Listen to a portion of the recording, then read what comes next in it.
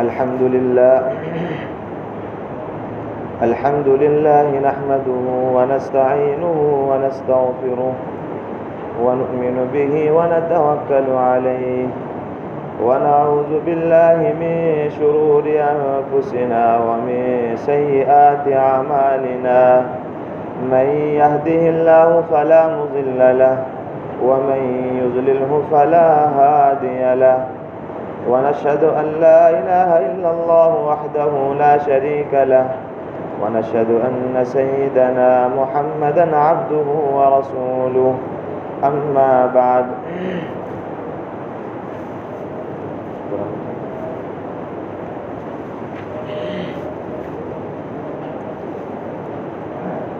قابل قدر عزیز ساتھیوں،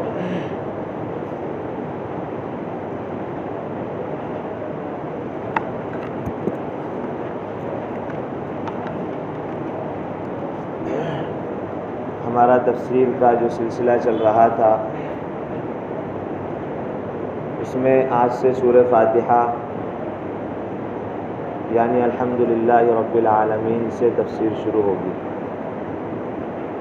تفسیر شروع کرنے سے پہلے سورہ فاتحہ کا ترجمہ سن لیں۔ الحمدللہ رب العالمین، تمام تعریفیں اللہ تبارک و تعالی کے لیے ہیں جو سارے جہان کا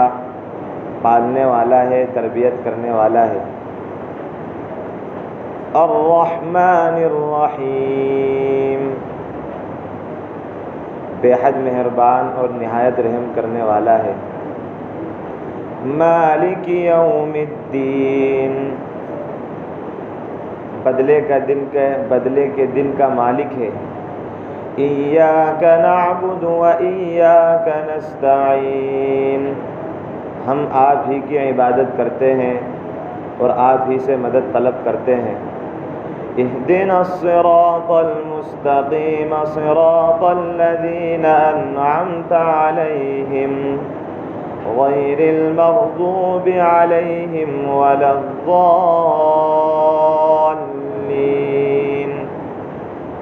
ہمیں ہدایت دیجیے سیدھے راستے کی، اس راستے کی، ان لوگوں کے راستے کی جن پر آپ نے انعام کیا ہے، نہ کہ ان لوگوں کے راستے کی جن پر آپ کا غضب ہوا ہے اور جو گمراہ ہونے والے ہیں۔ میرے عزیز ساتھیوں، یہ سورہ فاتحہ کا ترجمہ ہے۔ اس میں سورہ فاتحہ میں کل 7 آیتیں ہیں، جس میں سے شروع 3 آیتوں کے اندر اللہ تبارک و تعالیٰ کی تعریف ہے۔ اللہ تبارک و تعالیٰ نے اپنی تعریف کر کے بتائی ہے، اور آخر کی 3 آیتوں کے اندر اللہ تبارک و تعالیٰ نے بندے کو دعا اور درخواست کا طریقہ سکھایا ہے، اور درمیان کی جو ایک آیت ہے اس میں اس آیت کے اندر اللہ تبارک و تعالیٰ کی تعریف بھی ہے اور بندے کی طرف سے اللہ تبارک و تعالیٰ سے دعا بھی ہے۔ یہ سورہ فاتحہ کا پورا خلاصہ ہے۔ شروع 3 آیتوں کے اندر اللہ تبارک و تعالیٰ نے اپنی تعریف کو سکھایا ہے، اللہ تبارک و تعالیٰ نے سکھلایا ہے۔ اب اس پر اعتراض ہو سکتا ہے کہ خود اللہ تبارک و تعالیٰ اپنی تعریف کیوں کر رہے ہیں؟ تو میرے عزیز ساتھیوں، جس طریقے سے ماں اپنے چھوٹے بچے کو یہ سکھلاتی ہے کہ بیٹا یہ تیرے ابو ہیں، یہ تیرا بڑا بھائی ہے، میں تیری ماں ہوں، یعنی ماں اپنے بچے کو آئندہ جو لوگ اس کے سامنے آنے والے ہیں ان تمام کی تعریف سکھلاتی ہے، اسی طریقے سے اللہ تبارک و تعالی نے اپنے بندوں کو سکھایا ہے کہ تم میری تعریف کن الفاظ کے ساتھ کر سکتے ہو۔ تو یہ اللہ تبارک و تعالی کی ہمارے لیے محبت کا ایک طریقہ ہے کہ اللہ تبارک و تعالی نے ہمیں اپنی تعریف کرنے کا طریقہ سکھلا دیا۔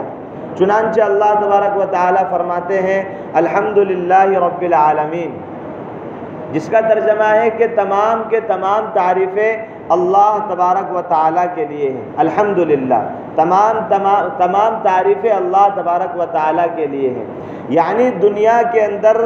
جس کسی کی بھی جہاں تعریف ہوتی ہے وہ اصل میں تعریف اللہ تبارک و تعالیٰ کی ہے، کیونکہ جتنے بھی نظارے اور جتنے بھی خوبصورت چیزیں ہم دیکھ رہے ہیں تو اس کے پیچھے اللہ تبارک و تعالیٰ کی قدرت ہے۔ اگر کوئی شخص کسی نقش و نگار کو دیکھ کر، کسی خوبصورت نقش کو دیکھ کر اگر اس نقش کی تعریف کرتا ہے، کسی خاص فنکاری کو دیکھ کر اگر اس فنکاری کی تعریف کرتا ہے تو وہ اصل میں اس نقش و نگار کی اور اس فنکاری کی تعریف نہیں ہوتی، بلکہ اس نقش کے بنانے والے کی اور اس فنکاری کرنے والے یعنی فنکار کی تعریف ہوتی ہے۔ اسی طریقے سے اللہ تبارک و تعالیٰ نے ساری دنیا کو پیدا کیا۔ دنیا کے اندر جتنے خوبصورت مناظر ہمیں نظر آتے ہیں، جس کی طرف ہمارا دل لگتا ہے، ہماری آنکھیں اس کو دیکھنا چاہتی ہیں، ہم اس کے اندر محو ہونا چاہتے ہیں، تو یہ تمام کے تمام خوبصورت مناظر، نظارے یہ اللہ تبارک و تعالیٰ نے بنائے ہیں۔ تو ان تمام تعریفوں کا اصل حقدار اللہ تبارک و تعالیٰ ہے۔ تو اس جملے کے اندر اللہ تبارک و تعالیٰ نے یہی بات فرمائی ہے کہ تمام تعریفوں کے اصل مستحق وہ اللہ تبارک و تعالیٰ ہے۔ اور جو ذات تمام تعریفوں کی اصل مستحق ہے، جس نے تمام دنیا کو پیدا کیا، تو وہی ذات اس قابل ہے، اس لائق ہے کہ بندہ اس کی عبادت کرے۔ تو الحمدللہ اس مختصر جملے کے اندر اللہ تبارک و تعالیٰ نے یہ بھی بتا دیا کہ اصل تعریف کا مستحق میں ہوں، اور اسی طریقے سے اصل عبادت کا مستحق وہ بھی میں ہوں۔ پھر آگے اللہ تبارک و تعالیٰ کی صفات آتی ہیں رب العالمین، کہ اللہ تبارک و تعالیٰ تمام جہانوں کا پرورش کرنے والا ہے، تربیت کرنے والا ہے۔ تربیت اور پرورش کہتے ہیں کہ کسی چیز کو اس طریقے سے آگے بڑھایا جائے کہ اس کے تمام نقصان اور تمام نفع کو سامنے رکھ کر اس چیز کو اپنے کمال تک یعنی مکمل کیا جائے۔ اللہ تبارک و تعالی سارے جہان کی پرورش کرنے والا ہے، اور اللہ تبارک و تعالی انسان کے نفع نقصان کو خوب جانتا ہے۔ جس طریقے سے ماں اپنے بچے کی تربیت کرتی ہے اور وہ ماں اپنے بچے کے نفع نقصان کو جانتی ہے، اگر بچہ بیمار ہو جاتا ہے، گرمیوں کے دن ہوتے ہیں تو بچہ اپنی ماں سے آئس کریم کا سوال کرتا ہے، لیکن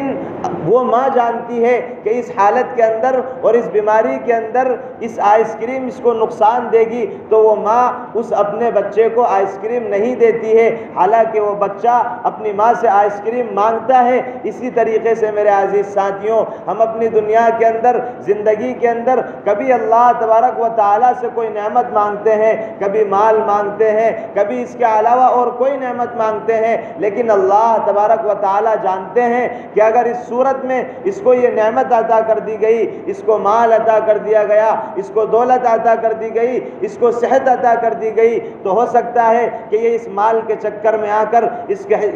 صحت کے چکر میں آ کر اور اس نعمت کے چکر میں آ کر مجھے بھول بیٹھے۔ اس لیے میرے عزیز ساتھیوں، کبھی اللہ تبارک و تعالیٰ اپنے بندے کو کوئی نعمت عطا نہیں کرتے ہیں، کیونکہ اللہ تبارک و تعالیٰ پرورش کرنے والے ہیں۔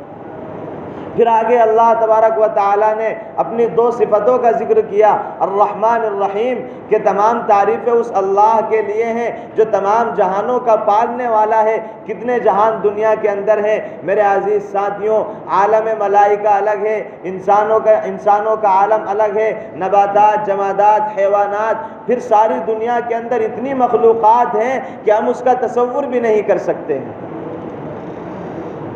ہم اس دنیا کی حد تک نہیں پہنچ سکتے۔ پھر اس دنیا سے 10 لاکھ گنا بڑا ہوا ایک سورج اللہ تبارک و تعالیٰ نے بنایا، پھر ہزاروں چاند، ہزاروں ستارے اللہ تبارک و تعالیٰ نے پیدا کیے۔ پھر یہ تو وہ چیزیں ہیں جو ہمیں نظر آ رہی ہیں، اور اس کے علاوہ کتنے ایسے جہان ہیں جس کو ہم تصور بھی نہیں کر سکتے۔ ان تمام جہانوں کا پالنے والا وہ اللہ تبارک و تعالیٰ ہے، اور ان تمام چیزوں کی مصلحتوں کو جاننے والا وہ بھی اللہ تبارک و تعالیٰ ہے۔ اور اللہ تبارک و تعالیٰ اپنے نظام کے تحت اس ساری دنیا کو چلا رہا ہے۔ میرے عزیز ساتھیوں، اگر ہم غور کریں کہ جو ایک چھوٹا سا لقمہ ہم اپنے منہ کے اندر رکھتے ہیں، اس کو تیار کرنے میں اللہ تبارک و تعالیٰ نے اپنا نظام کس طریقے سے چلایا کہ پہلے آسمان بارش برساتا ہے، پھر اس بارش کے ذریعے سے زمین کے اندر نمی آتی ہے، اور زمین اس قابل ہوتی ہے کہ زمین اپنے اندر سے کوئی پیڑ اگائے، کوئی پھل اگائے، پھر اس کے بعد جب وہ پیڑ اور پھل اور اس کے بعد غلے جات کے پیڑ اس زمین سے اگتے ہیں، تو پھر اللہ تبارک و تعالی اس پھلوں کے اندر ہریالی لانے کے لیے، شادابی لانے کے لیے پھر اللہ تبارک و تعالی پانی برساتے ہیں، پھر اس پیڑ کو اور اس پھل کو بڑا کرنے کے لیے اللہ تبارک و تعالی ہواؤں کو چلاتے ہیں۔ میرے عزیز ساتھیوں، جب وہ پیڑ بڑا ہو جاتا ہے، اس کے اندر پھل آ جاتے ہیں، تو اللہ تبارک و تعالی اس پھل کے اندر میٹھاس ڈالنے کے لیے سورج کو نکالتے ہیں، اس پھل کے اندر میٹھاس ڈالنے کے لیے اللہ تبارک و تعالی چاند کو نکالتے ہیں، پھر اس پھل کو بڑھانے کے لیے اللہ تبارک و تعالی سورج کو نکالتے ہیں، پھر جب وہ پک کے تیار ہو جاتا ہے تو ہزاروں آدمی اس کو نکال کر اس کو پیک کر دیتے ہیں۔ میرے عزیز ساتھیوں، ہزاروں طاقتوں سے نکل کر وہ غلہ تیار ہوتا ہے، پھر اس کے بعد ہمارے گھر میں آتا ہے، پھر ہم اس کو کھاتے ہیں۔ تو میرے عزیز ساتھیوں، یہ تو صرف ایک لقمے کا حال ہے، اور اللہ تبارک و تعالی ساری دنیا کے نظام کو چلا رہا ہے۔ تو اس تمام تعریفیں اس اللہ کے لیے ہیں جو تمام جہانوں کا پالنے والا ہے، پرورش کرنے والا ہے۔ پھر آگے فرمایا الرحمن الرحیم، تمام تعریفیں اس اللہ کے لیے ہیں جو بے حد مہربان، نہایت رحم کرنے والا ہے۔ میرے عزیز ساتھیوں، بسم اللہ کی تفسیر میں یہ عرض کیا گیا کہ الرحمن کے معنی ہے جس کی رحمت تمام لوگوں پر عام ہو، تمام لوگوں کو شامل ہو، اور یہ لفظ اللہ تبارک و تعالی نے دنیا کے لیے استعمال کیا ہے، اسی لیے رحمان الدنیا رحیم الآخرہ اللہ تبارک و تعالی کو کہا جاتا ہے کہ اللہ تبارک و تعالی کی رحمت دنیا میں بسنے والے ہر شخص کو شامل ہے، چاہے وہ کافر ہو، چاہے وہ مسلمان ہو، چاہے وہ نیک ہو، چاہے وہ بدکار ہو۔ دنیا کے اندر جتنی بھی مخلوقات رہتی ہیں، ان تمام مخلوقات کو اللہ تبارک و تعالیٰ کی رحمت شامل ہے، اور اللہ تبارک و تعالیٰ اپنے بندے سے ایک ماں سے بھی زیادہ محبت کرنے والے ہیں۔ میرے عزیز ساتھیوں، بخاری اور مسلم شریف کی روایت ہے، حضرت عمر بن الخطاب رضی اللہ عنہ فرماتے ہیں کہ رسول اللہ صلی اللہ علیہ وسلم ایک مرتبہ قیدیوں کے پاس تشریف لائے، تو وہاں ایک عورت تھی جس کا بچہ گم ہو گیا تھا، اور اس کے چھاتی کے اندر دودھ ابل رہا تھا، تو وہ کسی بھی بچے کو پکڑتی اور اس کے بعد اپنے چھاتی سے اس کو دودھ پلا دیتی۔ رسول اللہ صلی اللہ علیہ وسلم نے یہ ماجرا دیکھ کر صحابہ سے عرض کیا کہ مجھے بتاؤ کیا یہ عورت اپنے بچے کو جہنم کے اندر ڈال سکتی ہے؟ تو صحابہ نے عرض کیا کہ اللہ کے رسول، کبھی بھی ایسا نہیں ہو سکتا کہ یہ عورت اپنے بچے کو جہنم کے اندر ڈال دے، حالانکہ یہ عورت اپنے بچے سے اس طریقے سے محبت کرتی ہے۔ اللہ کے رسول صلی اللہ علیہ وسلم نے ارشاد فرمایا للہ ارحم بعبادہ من ولدہا، کہ اللہ تبارک و تعالی اپنے بندے سے اس ماں جو ماں اپنے بچے سے محبت کرتی ہے، اس سے کئی زیادہ اللہ تبارک و تعالی اپنے بندے سے محبت کرتا ہے۔ مفسرین نے لکھا ہے کہ علماء نے لکھا ہے کہ اللہ تبارک و تعالی کی رحمت کے 100 حصوں میں سے صرف ایک حصہ اللہ تبارک و تعالی نے اس دنیا کے اندر اتارا ہے۔ اس ایک حصے کی وجہ سے ماں اپنے بچے کا اتنا خیال رکھتی ہے، جانور اپنے بچوں کا اتنا خیال رکھتے ہیں کہ اپنے بچوں پر کبھی وہ پیر نہیں رکھتے، صرف ایک رحمت کے اس قطرے کی وجہ، اس رحمت کے ایک حصے کی وجہ سے۔ تو میرے عزیز ساتھیوں، کل قیامت کے دن اللہ تبارک و تعالی کے 99 حصے سے اللہ تبارک و تعالی ہمارے ساتھ رحم فرمائیں گے، تو اللہ کی رحمت کا کیا حال ہوگا؟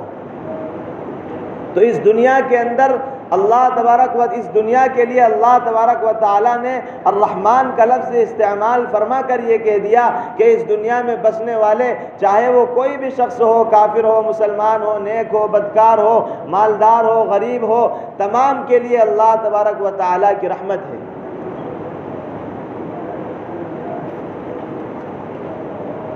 حضرت ذوالنورین مصری رحمہ اللہ فرماتے ہیں کہ میں ایک مرتبہ نکلا تو میں نے دیکھا کہ ایک بڑا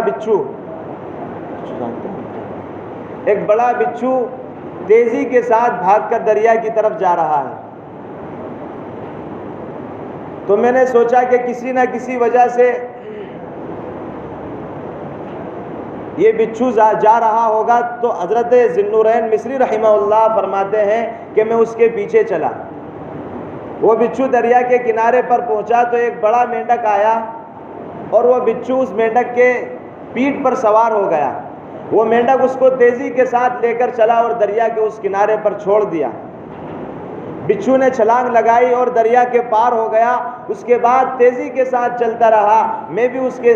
کے پیچھے پیچھے چلتا رہا۔ تو کیا دیکھتا ہوں کہ ایک نوجوان شراب کے نشے میں دھت پڑا ہوا ہے اور اس کی ناف کی طرف سے یعنی اس کے پیر کی طرف سے ایک اژدہا اس پر جاتا ہے اور اپنا پھن لے کر اس کو ڈسنے کے لیے تیار ہو جاتا ہے۔ یہ بچھو جاتا ہے اور اس اژدہے پر حملہ کرتا ہے اور اس اژدہے کو مار دیتا ہے اور اس کے بعد واپسی نکل جاتا ہے۔ حضرت ذوالنورین مصری رحمہ اللہ فرماتے ہیں، ابن قدامہ نے اپنی کتاب کے اندر اس واقعے کو نقل کیا ہے۔ تو حضرت ذوالنورین مصری رحمہ اللہ فرماتے ہیں کہ میں نے اس نوجوان کو اٹھایا اور سارا قصہ بتایا، تو اس نوجوان نے سارا قصے کو سن کر فرمایا، الہی ھذا فعلک بمن عصاک فکیف رفقک لمن یطیعک۔ تو اس نوجوان نے سارے قصے کو سن کر کہا کہ اللہ، اے میرے معبود، ایک گنہگار بندے کے ساتھ آپ یہ معاملہ فرماتے ہیں تو پھر ایک نیکوکار کے ساتھ جو ہمیشہ تیری اطاعت کرتا ہے اس کے ساتھ آپ کیا معاملہ فرماتے ہیں؟ اس کے بعد وہ نوجوان اٹھا اور جانے لگا۔ حضرت ذوالنورین مصری رحمہ اللہ کہتے ہیں کہ میں نے اس نوجوان سے کہا، الی این، تم کہاں جاتے ہو؟ تو اس نوجوان نے کہا، الی طاعت اللہ، میں اللہ تبارک و تعالیٰ کی فرما برداری کی طرف جاتا ہوں۔ میرے عزیز ساتھیوں، علماء نے لکھا ہے کہ ہمیں اللہ تبارک و تعالیٰ کی اس صفت رحمت کا، اس رحمت کی عادت کا فائدہ اٹھانا چاہیے کہ جب بھی ہم سے کوئی گناہ ہو جائے تو اس گناہ پر اڑے نہ رہیں، اس گناہ پر اصرار نہ کریں، بلکہ اللہ تبارک و تعالیٰ کی بارگاہ میں آ کر دو آنسو بہا دیا کریں۔ میرے عزیز ساتھیوں، ساری زندگی کے گناہوں کی معافی کے لیے اور جہنم کی آگ کو ٹھنڈا کرنے کے لیے ہماری ندامت کا اور ہماری شرمندگی کا اللہ تبارک و تعالیٰ کے سامنے ہماری ندامت کا ایک آنسو کا قطرہ کافی ہے۔ اگر ہم اللہ تبارک و تعالیٰ کے سامنے ندامت کے ساتھ اپنے گناہوں پر شرمندہ ہو کر آئندہ گناہ نہ کرنے کا عزم کر کے، یقین کر کے، ارادہ کر کے اگر اللہ تبارک و تعالیٰ کے سامنے ایک آنسو کا قطرہ بہا دیں گے تو میرے عزیز ساتھیوں، اللہ تبارک و تعالیٰ ہمیں معاف فرما دیں گے۔ قرآن کریم کے اندر اللہ رب العزت ارشاد فرماتے ہیں، وَمَن يَعْمَلْ سُوءًا أَوْ يَظْلِمْ نَفْسَهُ ثُمَّ يَسْتَغْفِرِ اللَّهَ يَجِدِ اللَّهَ غَفُورًا رَحِيمًا، کہ اگر کوئی شخص گناہ کرے، اتنا گناہ کرے کہ وہ گناہ کے ذریعے سے اپنے آپ پر ظلم کر بیٹھے، زمین و آسمان اس کی نحوست سے بھرا جائے، ثم یستغفر اللہ، پھر اللہ تبارک و تعالیٰ سے توبہ کر لے، یجد اللہ غفورا رحیما، تو اللہ فرماتے ہیں کہ وہ اللہ تبارک و تعالیٰ کو معاف کرنے والا پائے گا، یعنی اللہ تبارک و تعالیٰ اس کے گناہوں کو معاف فرما دیں گے۔ رحیمہ، اللہ تبارک و تعالیٰ کو رحم کرنے والا پائے گا، یعنی وہ اس بات کو محسوس کرے گا کہ اللہ تبارک و تعالیٰ کی طرف، اللہ تبارک و تعالیٰ کی رحمت اور اللہ تبارک و تعالیٰ کی مدد میری طرف شامل حال ہے۔ اس لیے میرے عزیز ساتھیوں، اپنے گناہوں کی طرف نظر نہ کریں، اللہ تبارک و تعالیٰ کی صفت رحمت کی طرف نظر کریں۔ بخاری شریف کے اندر ایک حدیث موجود ہے کہ بنی اسرائیل میں ایک شخص تھا جس نے اپنی زندگی کے اندر 99 قتل کر دیے تھے۔ اس کے ذہن میں آیا کہ مجھے ایک دن اللہ تبارک و تعالیٰ کی بارگاہ میں پیش ہونا ہے، میری ساری زندگی رسول اللہ تبارک و تعالیٰ کی نافرمانی میں گزر گئی، مجھے اللہ تبارک و تعالیٰ سے توبہ کرنا چاہیے۔ میرے عزیز ساتھیوں، توبہ کے ارادے سے وہ گھر سے نکلا اور عالم کے پاس اس نے لوگوں سے تذکرہ کیا کہ میں اپنی زندگی سے، اپنے گناہوں سے توبہ کرنا چاہتا ہوں، کیا توبہ کی کوئی شکل ہے؟ کسی نے کہا کہ فلاں عالم کے پاس چلے جاؤ، وہ تمہیں توبہ کرنے کا طریقہ بتا دیں گے۔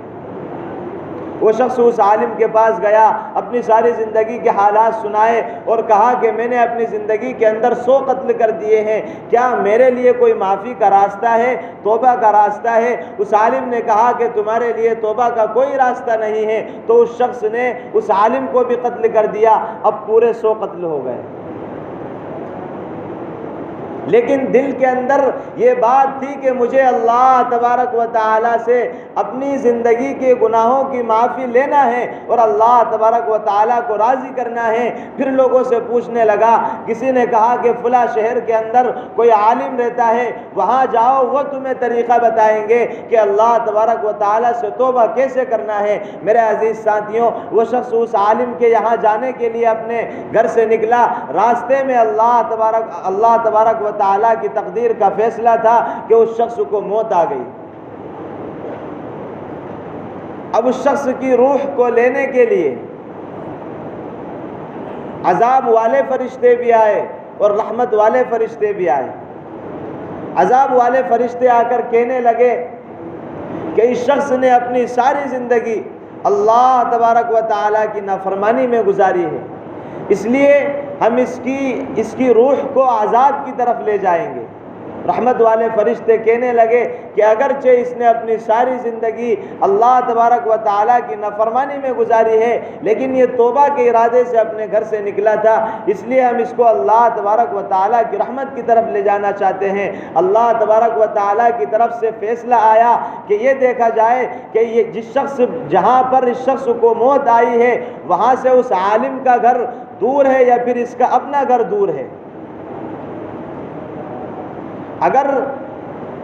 اس کا اپنا گھر قریب ہے تو اس کو عذاب والے فرشتے لے کر جائیں گے، اور اگر عالم کا گھر اس سے قریب ہے تو پھر اللہ کی رحمت والے فرشتے اس کی روح کو لے کر جائیں گے۔ میرے عزیز ساتھیوں، یا اصل کے اعتبار سے تو اس نوجوان کا گھر اس سے قریب تھا، لیکن اللہ تبارک و تعالیٰ کی رحمت جوش میں آئی اور اللہ تبارک و تعالیٰ نے اس کے گھر کو دور کر دیا، عالم کے گھر کو قریب کر دیا، کیونکہ وہ اپنے گھر سے اس لیے نکلا تھا کہ مجھے اللہ تبارک و تعالیٰ سے اپنے گناہوں کی معافی لینا ہے، مجھے اللہ تبارک و تعالیٰ کو ناراض کرنا ہے۔ اس لیے میرے عزیز ساتھیوں، اللہ تبارک و تعالیٰ تو دلوں کے حالات کو جاننے والے ہیں۔ ہم یہی بیٹھ کر اس بات کا ارادہ کریں کہ ہم اللہ تبارک و تعالیٰ سے اپنے گناہوں کی معافی لیں گے اور اللہ تبارک و تعالیٰ سے توبہ کریں گے۔ میرے عزیز ساتھیوں، اگر ہم اللہ تبارک و تعالیٰ کے سامنے ایک آنسو کا قطرہ بھی تنہائی کے اندر بہا دیں گے،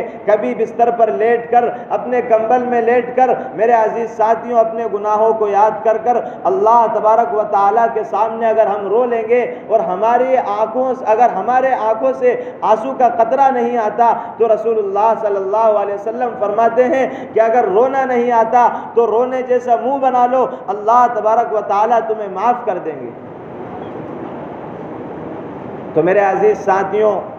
ہم اپنی زندگی سے بہت مایوس ہونے کی ضرورت نہیں ہے، بلکہ اللہ تبارک و تعالیٰ نے سورہ فاتحہ کے اندر پہلے رحمان کو اس لیے استعمال کیا کہ دنیا کے اندر ہم اللہ تبارک و تعالیٰ کی رحمت کو سامنے رکھیں، اور اگر کوئی گناہ ہو جائے تو اس پر اصرار نہ کریں، اس پر اڑے نہ رہیں، بلکہ اللہ تبارک و تعالیٰ کی بارگاہ میں آ کر اپنے گناہوں کی معافی تلافی کر لیں۔ اللہ تبارک و تعالیٰ فرماتے ہیں، یا عبادی الذین اسرفوا علی انفسہم لا تقنطوا من رحمت اللہ، کہ اے میرے پیارے بندو، میرے عزیز ساتھیوں، اگر بیٹا اپنے باپ کی نافرمانی کر دے تو باپ اس کی ماں سے کہتا ہے کہ تیرے بیٹے کو سمجھا لینا، بڑی نافرمانی کر رہا ہے۔ میرے عزیز ساتھیوں، جب بیٹا باپ کی نافرمانی کرتا ہے تو باپ اس کو اپنا بیٹا کہنے کے لیے تیار نہیں ہے، لیکن اللہ تبارک و تعالیٰ فرماتے ہیں، یا عبادی الذین اسرفوا علی انفسہم، کہ گناہوں کے ذریعے سے